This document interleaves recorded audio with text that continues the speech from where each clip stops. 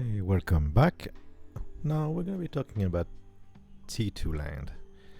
And to see the benefits of T2 land, you just have to look at T3 and see how much it would actually tell us to upgrade, right? So if we upgraded T3 to T2, of course, this is Japan, so it's going to be quite expensive because the gap from T3 to T2 is huge, and then T2 to T1 is also even wider. So so the price per tiles will cost me like for 24 tiles like 2100 essence. But what is the benefits for us, right? First, we're gonna get the T3 has a seed and not a mentor, so you can't actually um, uh, you can't make your avatar go to a T2. So what do we do? Yeah, we're gonna be able to build a research lab. We're gonna be able to um, start pack modules, have Sidroid on it. We can have civilians. We can slot jewels. We can have the base spawn because we can get ether now and get the boost as well. It can generate resources as well, and then we have accessibility to D1 to D6 resources, which is a lot. It's actually a lot of resources. So the benefits really is there. We can go back to our metrics. The thing is that there's no land class for T2, right? It can be upgraded, which is good. There's no lit because you can't get lit from T2s. It was only from T1 when you buy on the map. You get ether or resources. You don't get EPLs. You can't have an EPL on a T2, which it has to be a T1. And then the rest is the same as a T1. Now we can look at the chart for character synthesis, and then we have to pay 100% of the amount of ether. You can only have one avatar a week. New avatar, I would say. You can have quest, and it's only level 1 protection, which is not great. And then for the teleportation that will come later, well, since there's no EPL, you're probably going to be paying, actually set by us, the fee. Right. So yes,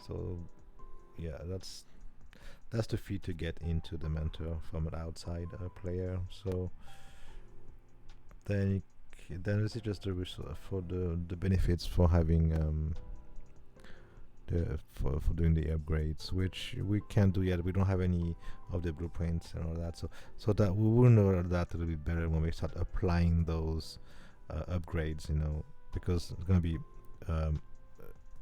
cheap upgrades, which I will talk a little bit later about. It's everything is connected. It's hard not to talk about everything. But yeah. So for a T2 we can take a look at this T2 right here, which I have.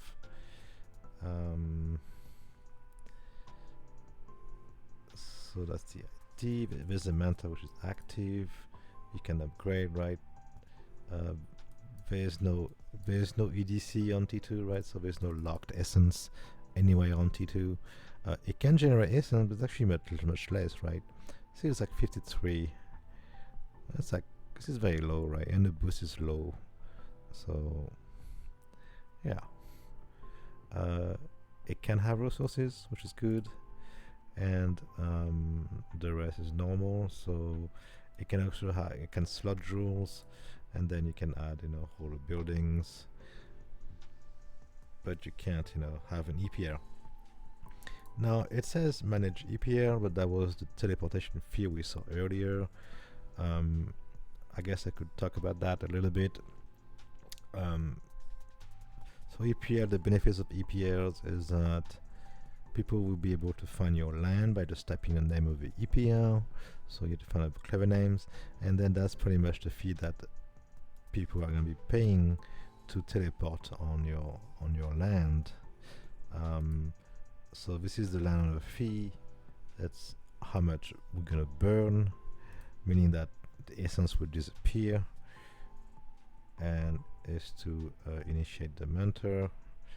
So at the end of the day, it would take 3.6 essence to anyone to teleport on this mentor. Actually, I think I said for all of them the same price, which is about 10 cents. So that would be, the key of getting your land some income is that they will teleport on your land and you will get a piece of it, in essence. If they don't have essence, I think there's a way that they're gonna do quest instead of essence and be able to gather some resources for you and be able to pay their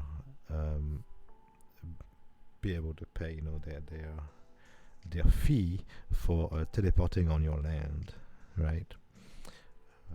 So that would be the main idea. So yeah, now you could think about how even doing this for, like, let's say you have a gathering, you have a concert, a virtual concert, and or you have like special quests you want people to do. You can advertise this outside of Earth too, and be able to invite them onto your land.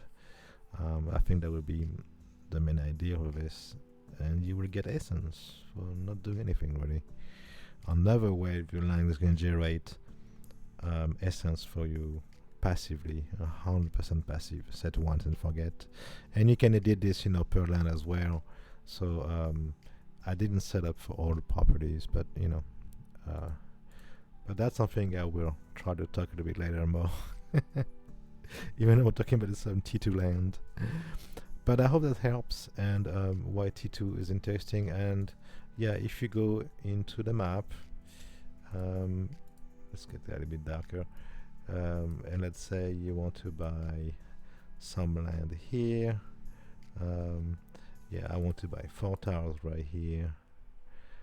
The T2 price is $10 for 4 tiles, 2.6 per tile. So yeah, that's the price. And there's no T3 because this land is not open. So which we can talk about how to open land region enough to. So yeah, from the map, you can just buy the tiles, but that gets pretty expensive in Japan. You have to go to somewhere else. You can go to another country. We can go to Africa, I guess, in the desert, and it will be cheaper here, I'm sure.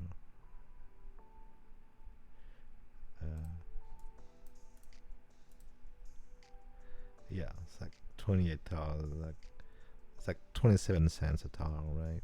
So yeah, that's much cheaper, right? But yeah, but then then it's a E2V1 process, to make sure this is what you want. So, but I hope that helps about T2 and T2, T3, T1, and then next we're going to talk about T3.